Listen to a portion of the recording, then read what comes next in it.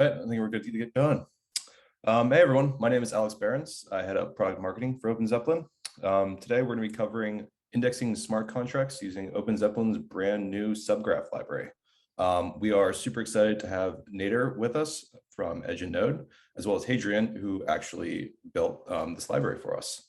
We're going to kick off the actual webinar in a second, but I wanted to give you guys a brief introduction to who we are at OpenZeppelin.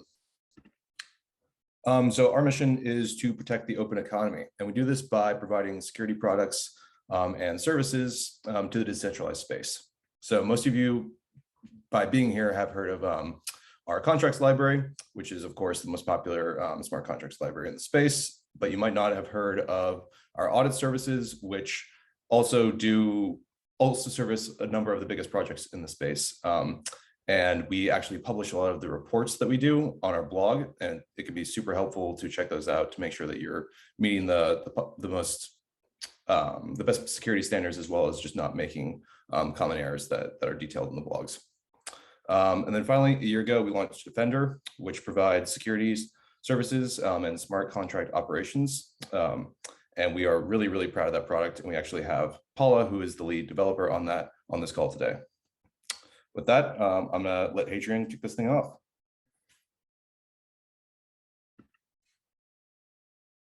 I'm sorry, I thought Nader was starting. Oh, sorry. Yes, I think I'm going to be. Yeah. Okay, cool.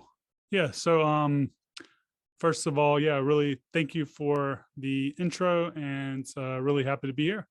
So I'm going to go ahead and kind of give a quick overview presentation of what the graph is, and what people are using the graph for, and maybe some of the different protocols and apps that are using the graph, and then kind of give an introduction around subgraph development, as well as a couple of tips around how to build, or I would say, some tips around ways to build a subgraph in a more efficient way. That's going to kind of tie into what Hadrien's going to be going over. So to do that, I guess I'll go ahead and share my screen, and we'll go from there. So.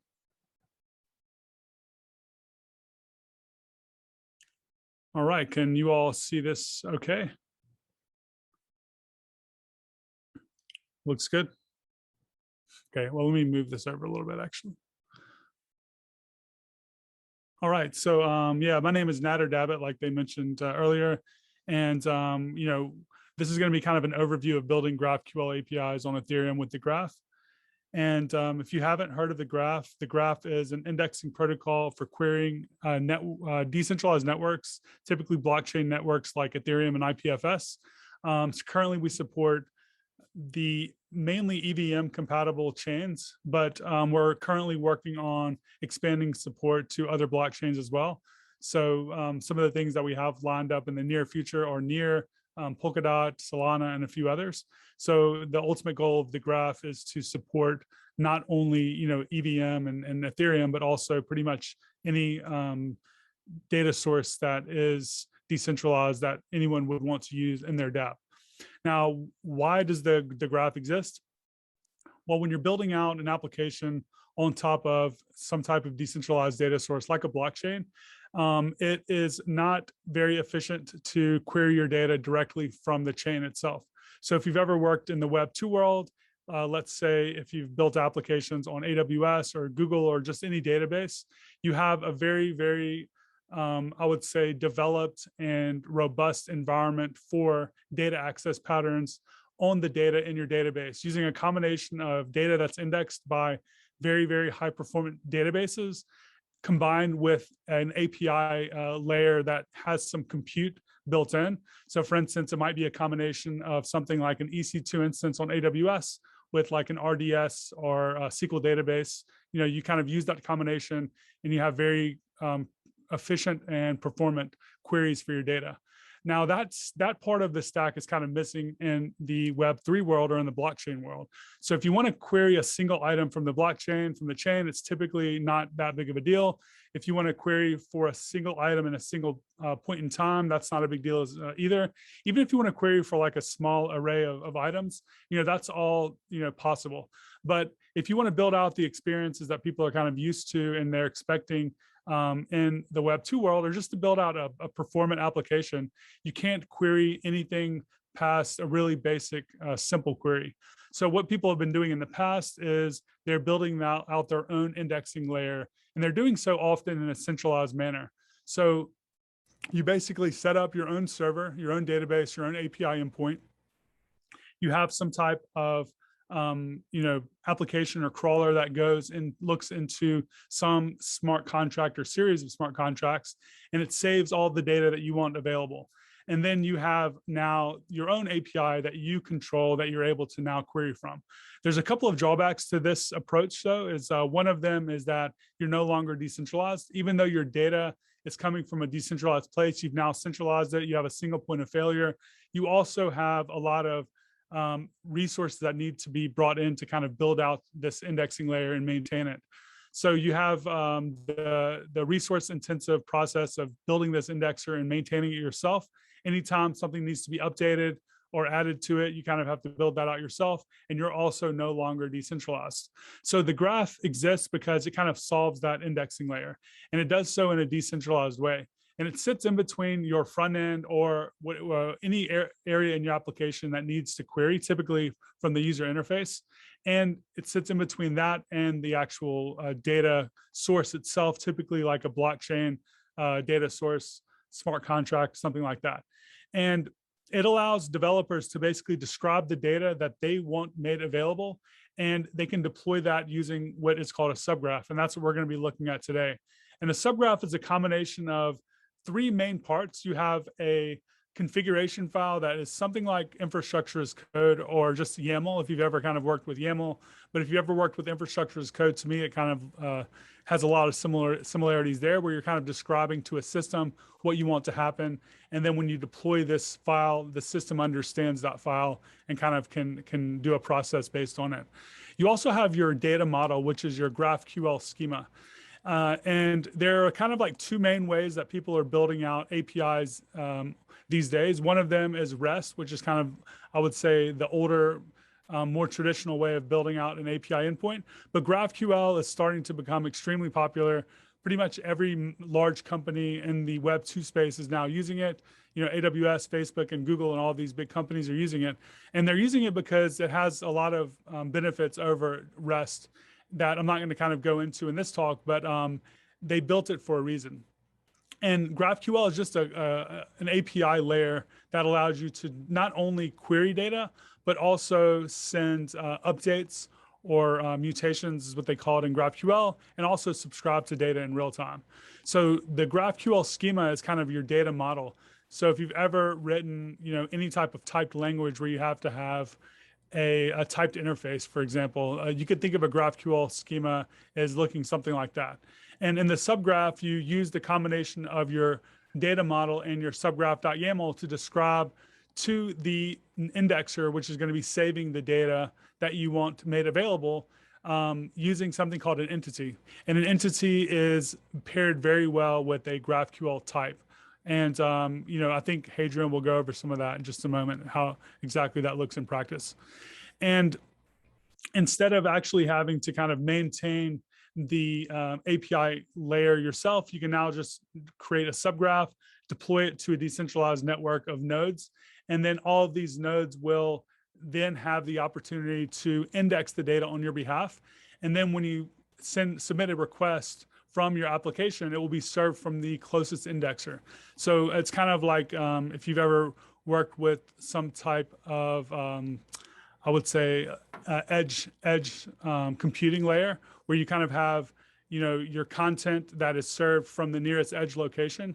It will kind of work that way in your application. So if you have a user that's querying your data from North America or from Asia or wherever they're located, it will serve that data from the closest point for a more performant front end. And it also allows you to have a lot more rich querying capabilities, of course, than you would directly from the chain itself. So you can do things like filtering, sorting, full text search, and most importantly, relational data or linking between different pieces of data, which we'll look at in just a moment. And this is all like maybe a lot of things to take in without actually seeing it in action. So hopefully by the end of this talk, you'll kind of have a better understanding of what this actually looks like in practice. A lot of different applications are already using the graph. So some of the more popular or well-known ones would be, I would say, dApps like Uniswap that are using it in production, Foundation, Synthetics, a lot of apps in the DeFi space, a lot of NFT apps are using it. And there are also, I would say APIs or subgraphs that people are building using other people's data that is not officially owned by them. So for instance, because of the openness of Web3, you can use anyone's data source and come up with any type of interesting endpoint and create a new application or a new view on top of other people's data and kind of come up with new ideas. So we're seeing a lot of that happen now because mainly we've now launched the decentralized network, meaning that anyone can participate by creating a subgraph, deploying it, and then possibly earning query fees if someone uses it. So it kind of created an incentivized marketplace for people to create interesting APIs and possibly receive revenue based on the usage of those APIs. Up until July, we've seen a lot of growth, and I think the most recent, highest metric that we thought was awesome was 1 billion queries per day in July was like a metric that we hit. Over 16,000 subgraphs have been deployed by over 20,000 developers at this point. The new interface looks something like this. So you have a couple of main areas within the UI. So you have the graph.com and you have the Graph Explorer, which is a way to kind of look at all the subgraphs that are currently deployed. And then you have the Graph Studio, and the Graph Studio is where you as a developer can create your own subgraph and look at the current state of that subgraph. You can actually deploy that subgraph to the network. You can test it out. You can do all sorts of stuff. So this is kind of an example of what Uniswap v2 subgraph looks like in the current Explorer. You can see that we have ways to view information about its state on the network. So things like query feeds, curation, the indexers, the curators, and then there's also a playground, which is really cool because the playground allows you to start testing out the different queries that are available, the different data access patterns, and so on and so forth. And the graph is a decentralized network, and it has a few different ways for you or anyone to participate. So there can be, if you think about some of the stuff I just went over, you have the subgraph, which is what we went over as far as the API layer itself, but the network itself is run by a bunch of indexers, and indexers are basically people running a node on the network. And the indexer is essentially just running some type of infrastructure for you. They're running a database, they're running an API endpoint, they're running all this stuff that is part of the graph node that serves up these subgraph APIs. So you can be an indexer if you understand DevOps and things like that, and you can earn money based on, or you can earn GRT graph tokens based on a combination of how many people actually use the subgraphs that you're indexing, along with something called the network fees, which are kind of like inflationary GRT that are created and distributed throughout the network every year. In addition to that, you don't even have to be a developer. If you want to just go in and you see if you have some graph tokens or you bought some graph tokens and you see an indexer or a curator that looks like they're doing a good job or that will be successful, you can actually just participate in their infrastructure or their subgraphs. So let's say I see a really interesting subgraph. I think a lot of people are going to use it. I can signal on that subgraph with GRT, and then I have the opportunity to earn rewards based on the usage of that subgraph. So as a developer, how would you actually create a subgraph? Well, we have the Graph CLI and we have the Graph TypeScript library, which are kind of like open source projects that enable you to do this. But the workflow looks something like this. You initialize a new subgraph in the actual UI that we just looked at, the studio, to give you like the name of the subgraph. And then you would initialize the code locally using the CLI, which creates a boilerplate for you to start off with. You then define the data sources, which is your GraphQL schema / your entities. So the data that you want to have made available in the API itself. You then write something called assembly script mappings, which are kind of like the business logic, or they kind of describe the data that is going to be saved in the indexer. And it's typically to kind of match up the data to what it looks like in your schema. So if let's say you have a token type for a non-fungible token, and you have an ID, you have a name, and you might maybe have an image. In the assembly script mappings, you basically are going to be setting up that type to make sure it has those fields made available. So when you query, the data, of course, is being indexed and it comes back. Now, one of the things that we're going to be talking about, I would say that are relevant to Hadrien's presentation is more around the ideas for building an optimal subgraph, or really in the GraphQL space, and an optimal GraphQL API, because that's essentially what we're doing. And the idea is called, or I would say the entire philosophy would be something that could be categorized as subgraph density. So if you think about the internet and like, what does the internet look like today, and maybe why is the internet successful? It's one of the things that has a lot to do with that is linking. So you can go to the search engine, you search for something, you start clicking around, you see more interesting things. And it's very, very easy to kind of like go between these different pages and kind of learn and understand new things about the internet. Now imagine an internet where there was no links. Imagine an internet where you had to know the location of every single item, or you had to search for every single item and you weren't unable to kind of link between things. That would not be very fun, and it also would not be very optimal. So like the very basic concept of linking has brought, a lot of probably improvements to what wouldn't have been there had this not been available. So what does that really have to do with subgraph development or GraphQL? Well, let's take a look at an entity or a GraphQL type that is not very well optimized for linking, or I would say for relationships, because really that's kind of what you're thinking about in the case of a GraphQL schema. You're thinking about relationships or the non-existence of a relationship. So let's think about an e-commerce app where you have an order type, and then you have these different fields. You have an ID for the order, you have a customer ID, you have an array of item IDs, you have an amount, and you have a warehouse ID. Now, this might be some interesting data that you would want to serve up in a view, but in a more, I would say, ideal scenario, you might also want to get the customer information.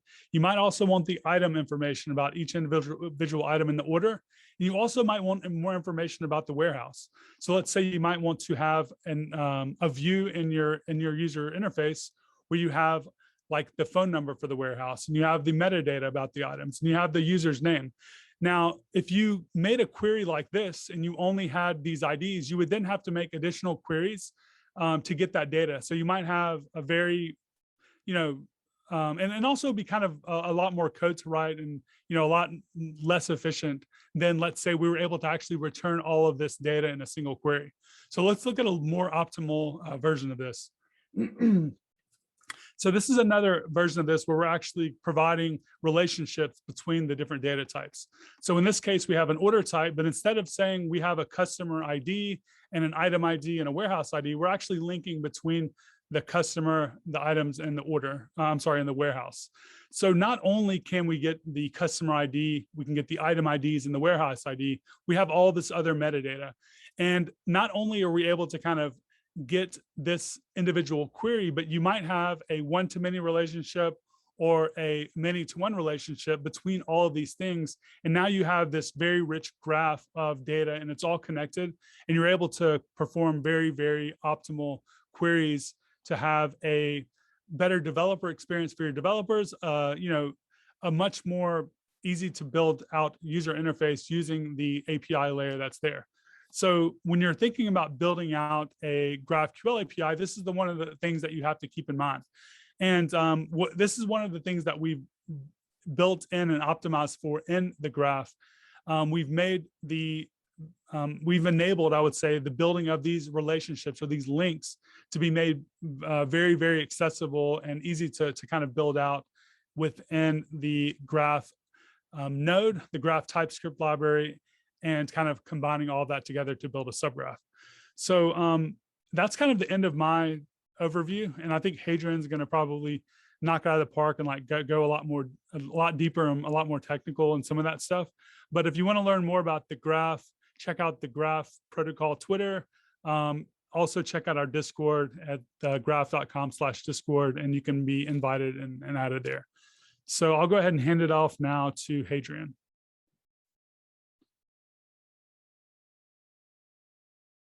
Yes, thank you.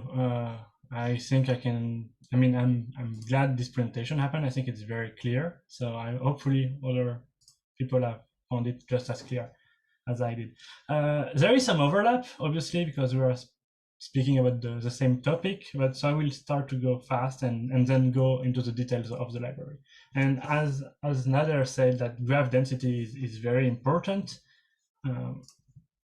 And I took the example of Wikipedia, where there are a lot of links. And as Nader said, like the web is very powerful, not just because of the data that is available on the web, but because of the links you have. And I think that's one of the good strengths of Wikipedia, is that the value is not on the individual pieces of data, but on the links that are between these pieces of data. And you can see projects like the 9 degrees of Wikipedia that shows you that you can basically go from any web page to any web page by following a very short number of links. And that's also true in our crypto space with Etherscan. I'm sure most of the people watching this webinar have some experience with Etherscan. And I think Etherscan is a great website, not just because the data is here, but also because it's very easy to go from high-level data to low-level data. And so if you consider an account, when you are on an account, you can see a lot of things. Like this is a contract, so you can go to see the code, and you can see all the transactions that are happening to this contract. But if you click on any transaction, you will be able to see where it was sent from, where it goes to, and potentially what token transfer happened. And if you click on the token, you will have stats about the owners of the token. And if you click on the block number, you will see other transaction in this block, and you can go from anywhere to anywhere very quickly. And I think that's what Nader was showing, and it's very important that you can also do that in your subgraphs. And so when you're discussing subgraph density, I'm going to go more into a subgraph example rather than abstract GraphQL queries, with an example of a subgraph that you can find on I think this was on the Legacy Explorer, but probably it was useful to a lot of people out there. And this subgraph, you can see, has a few entities that are managed, contracts, token holders, and token transfer. So just from that, you can imagine that maybe there was multiple ERC20s that were indexed, and you are able to see the total supply of a token and see who are the owner and what are their holdings and their balances, and what are the transfer happening. But the thing is, like Nader showed, here there is basically no links between entities. Here, addresses of the token holder is just bytes, but also the owner, so there must be an owner for this contract, is just bytes. And if you have a look at the token holders, it's just an array of string. And this means that if you want to have a look at all the holders, you need to retrieve this entire array. And for each entity in this array, you either have to query the corresponding token holder to get its balance. And this means that if you want to get the top 100 token holders, you have to retrieve all the holders, get all the values, the balances, and try to sort it. And this will be very painful, particularly since you can only query like 1,000 entries at a time and up to 6,000 or 7,000 entries. So if there are 1 million token holders, it's not decently feasible. And so this is, I think, a good example of what not to do. And on the other side, here you've got another design that is pretty similar, because there are ERC20 contract, balances, and transfer. But here you see that for an ERC contract, you have a list of balances. And it's not just a list of order, it's a link to an object, which is an ERC20 balance that has an account. So basically it's the balance of someone, or if it's the balance of no one, that means the total supply here, and you have the values. And so you can, from a contract, get the balances and sort them by value. So it's way easier to do this kind of queries. Also, you see that you have ERC20 transfers that you can retrieve either for the contract, so you have all the transfer a contract, or for a specific balance, you have all the transfer for a specific account. either incoming or outgoing. And from a transfer, you see that there is a lot of information about who is doing the sending and the receiving. And this is not just string, this is an account object that we will see later. And also you have ERC20 balances, obviously. And you've got even a pointer to a transaction object. So you can have more details about the transaction. And I think this is very important because you will be able to query like high level information, but also you are able to go into the details of what is the exact Ethereum transaction that modified a balance. And so you can have a better understanding of your history of transaction, or if you want to debug something, you can go to Etherscan to have a better view of the raw transaction. And if we go further, we see that the transaction, basically it has a timestamp, a block number, but it also has a list of events. And so we see that in this subgraph, there are not only ERC20 transfers, but you also have a lot of other events that are managed, particularly time lock operations. So this is a subgraph that might also have an index of time lock. And so you clearly understand that here you can capture more than just what an ERC20 transfer is and what an ERC20 balances are, but you can have a broad view of a complex application. And I think this is very important to build complex queries. And if you go even further, you can see that, hey, the account object we saw in the beginning, it basically has a lot of entries. And so this means that you can jump from anything to basically anything. So for example, if a contract is ownable, you will be able to get the account owner, but from the account owner, you can check if the contract that is ownable might also be an ERC20 or an ERC20 721 contract and get the details, or if it's a wallet, you could have a list of all the authorization it has, the roles it has in a particular access control system, or all the transfers, or all the balances. And this is very powerful. So you can get things like, what are the balance of a user that has specific rights to my contracts? And this is very important. And so these are my guidelines to building good subgraph. And here, as Nader said, we are talking about good subgraph schemas, because basically the schema is how people are going to be able to query your subgraph. And basically, then it's also how you're going to need to index the data to feed this schema. And my personal opinion is that you should have entities both for the high level concepts, so token, balances, authorization, loans in a DeFi application, high-level tokens, and also for low-level objects like Ethereum addresses, events, transaction. Potentially, you could go as low as block numbers if you want to have multiple transactions, find out other transactions in the same block. That can be useful if you try to do a subgraph for DeFi and you want to be able to query for MEV extraction, for example. And once you've got these two entities, these two levels, the idea is to have as many cross-links as possible. Basically, you want to have as few entries that are not a pointer to other entities as possible. Obviously, balances, amount, you want this to be a number, so you don't want that to be an entity, or I don't know, like URI of NFTs, those don't have to be entities. But apart from these particular elements that are like the endpoint of your graph, you want to have the best connectivity as possible. And also, when you're building subgraph, you will have to index information coming from the blockchain to build this schema. And this is a very important part, because depending on how you index this data, the efficiency of your subgraph can be modified drastically. And the best way to index events from the blockchain is to process events emitted by smart contracts. If you need to have a look at when a transaction was triggered, that's possible thanks to the power of the graph, but it's extremely demanding on the graph node and the underlying archive nodes. So you want to avoid that as much as possible if you are a subgraph developer and a smart contract developer. So my advice is, as much as possible, put everything you need in the events that will help you build powerful subgraph and index them pretty fast. So if you look at the question we asked earlier, this is an example of query you can build with a good subgraph. And in this query, you see that for a particular ERC20 contract, we're able to retrieve the name, symbol, total supply, but also the balances stored by value, decreasing, and the first 100. And we remove those where account is not set, which basically is the total supply in our case. And for each of those balances, we're going to get the account ID and the value. So this will give us the details about the ERC20, but also the 100 biggest order just in one transaction, compared to thousands of transactions you would have to do if you didn't have the linking properly set. But that's not all. You can also say like, hey, for this ERC, for this account, so it could be your personal Ethereum address or the address of a wallet you want to inspect, I want to have all the ERC20 balances that are stored by this subgraph. Because subgraph can index one or potentially multiple ERC20s at the same time. And for each token for each balances, we could filter to remove empty balances, but this has not been done here. We want the details of the contract, we want the value of the balance.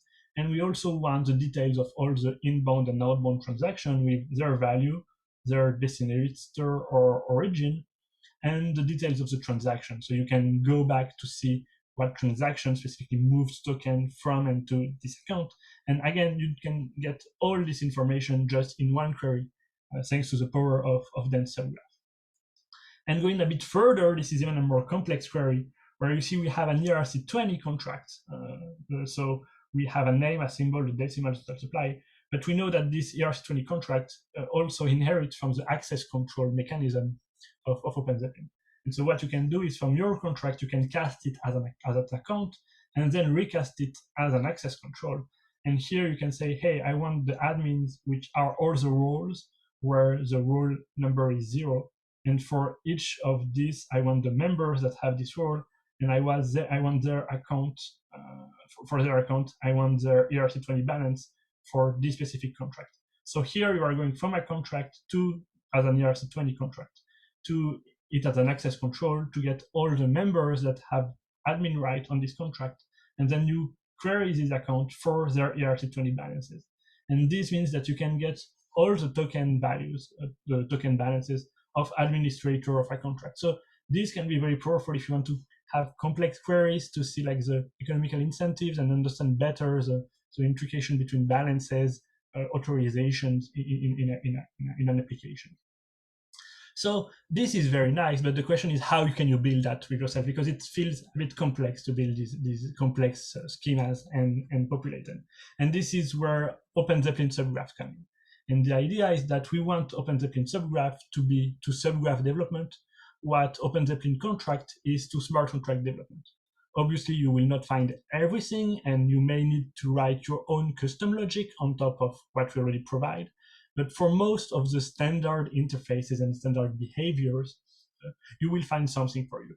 In particular, I believe the most used contracts in OpenZeppelin contracts are the token contract and the access control contracts, ownable and access control, as well as some security feature like pausable or time lock contract.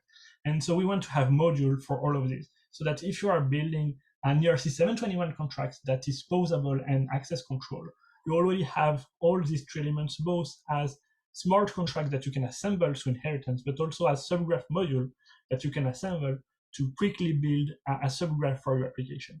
If you add custom logic on top of that, like you are building an equivalent of CryptoKitties and you want a way to breed your cats and means new cats with specific mechanisms, obviously you will have to write your own smart contract code and your own indexing logic. But hopefully with OpenZeppelin Subgraph, most of the big work would have been done already. So the content of OpenZeppelin the graph is, and we will see that in detail just after, but it's pretty simple. For each module, we provide all the entities that Nader told about. First, we provide a schema for these entities, and the schema will basically describe which entries need to be in the database for us to index this kind of activity. For example, if we are speaking about the ownable module, then we will need to be able to handle entities such as transfer of ownership events or account subject. But if we are indexing activities of an ERC20, then we will need to have balances and tokens. Then once we have the schema, we also have a template for the data source so that you can build the subgraph manifest, as I like to call it, which is a YAML file Nader told you about, so that you can index your data sources. And this is basically the part you will have to take and copy paste in your own manifest so that you can say, hey, I want to index this and that kind of stuff later. And last but not least, we have the biggest part of the code, which is the indexing logic, which is a place where will listen for events on chain, and we will update the schema according to your need. And the goal is for you to never have a look at this part, basically. We want this to happen under the hood so that you don't even realize how much code is involved in indexing your contract and putting that on the blockchain, particularly since dense subgraph requires a lot of logic to make sure that all objects exist and are in the good state at the same time. So in addition to those elements, we provide a complete schema with all the module enabled that is pre-compiled, basically, so that if you are using multiple modules, you can just put that schema in. It will create a lot of possible entities in the database that will never be potentially used if you don't have the indexing logic with it. But you know that in using this schema will make sure that you have all the entities enabled. Otherwise, you can use a personal tool I developed, which is in Graph Protocol Utils, which will allow you, and I will show that just after, to tailor-made your schema and to generate everything procedurally from a small config. So this is possibly the most complex usage of the tool in terms of how much moving parts there are, but also the most simple in terms of you basically don't need to know anything about these moving parts. I would say like a self-driving car is much more complex to build than a usual car, but once it's built, it should be much easier for you to say where you want to go and not have to drive. And obviously, all these elements have been designed so that the subgraph are not only dense and easily queryable, but also are efficient in terms of indexing. So I try to use my own advice here, and as much as possible, only rely on events being used for indexing. And in particular, I'm not using any of the function handlers that the graph provide.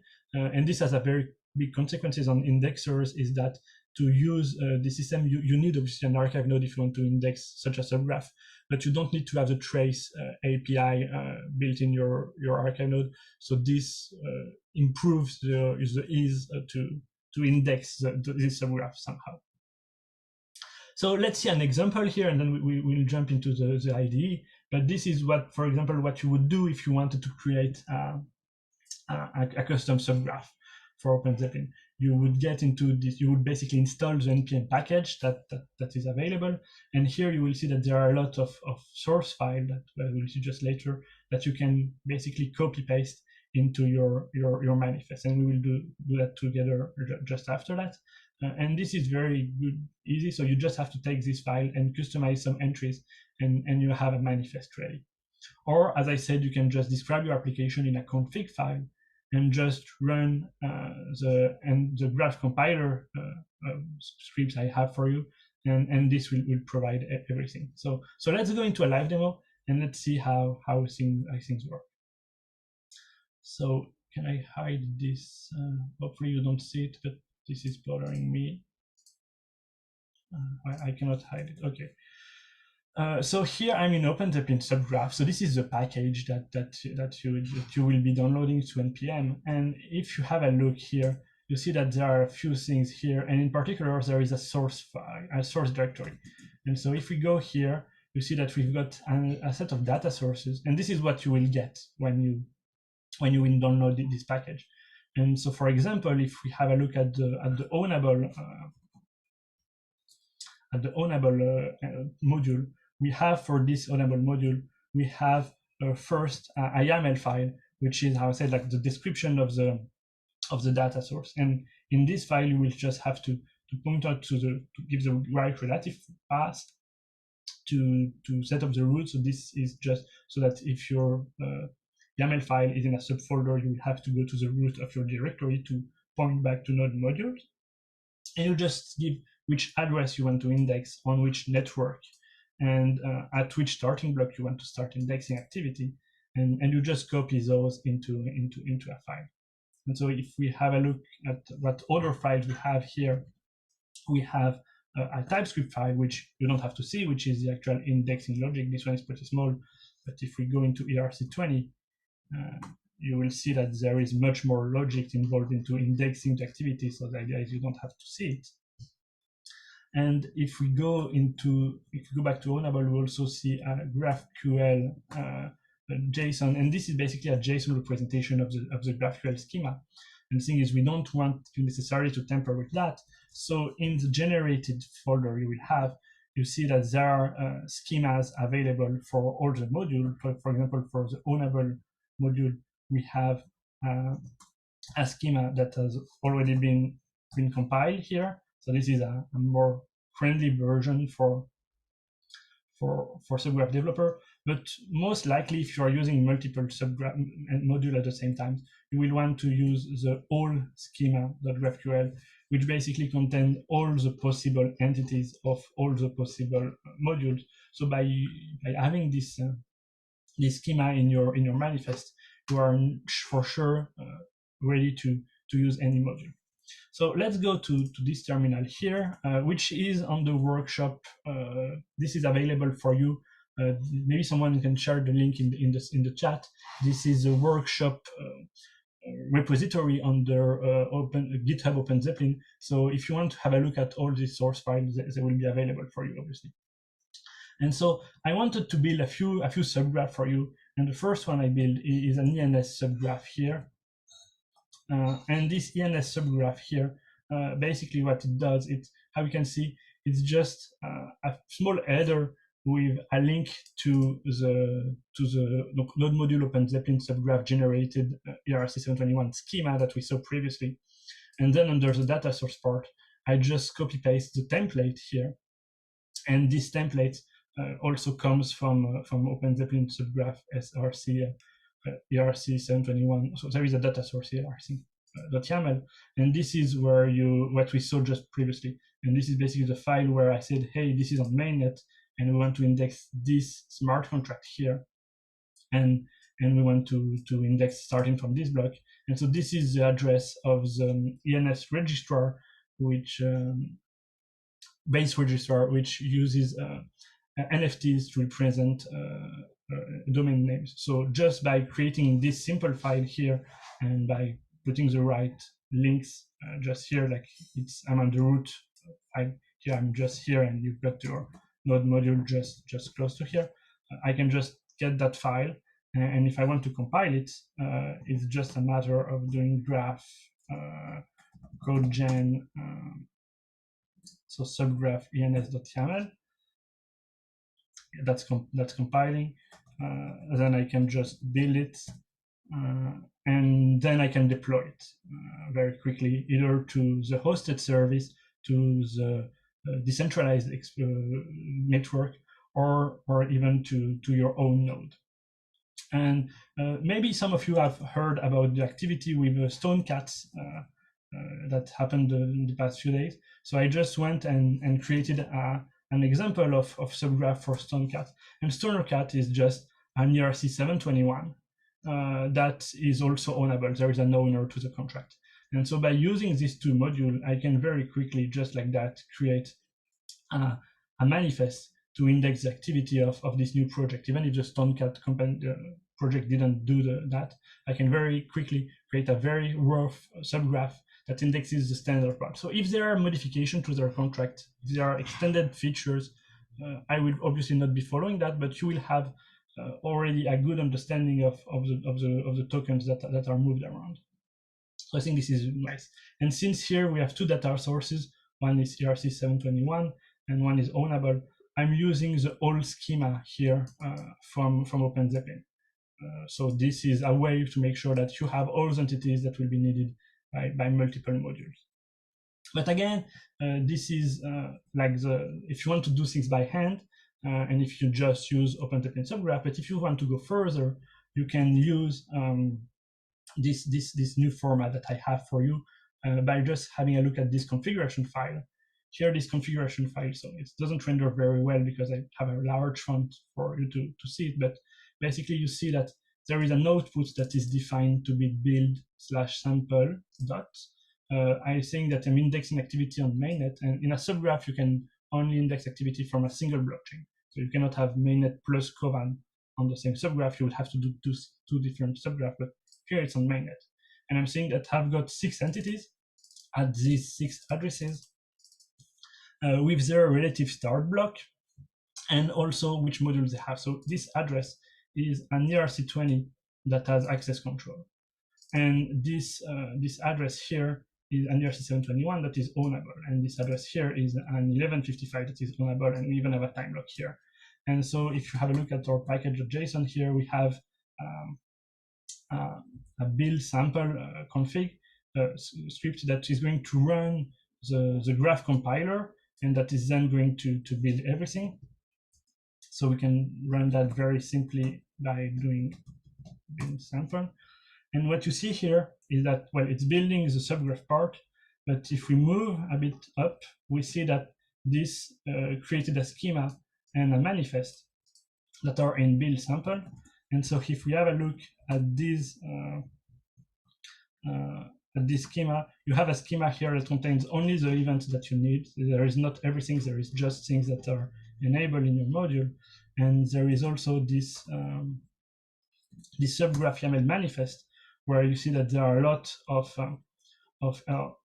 data sources that index all the module and all the addresses, and everything like the relative paths were filled automatically. So this is, I believe, the easiest way for you to build subgraph that indexes like large application with multiple data sources. And so if we go here, like I prepared a subgraph on the Subgraph Studio that I called webinar demo, and I'm just going to take this command here, which is the subgraph, the graph deploy here, and I'm going to start deploying or build. So it was called sample.subgraph.yaml. I will say it's version 0.01.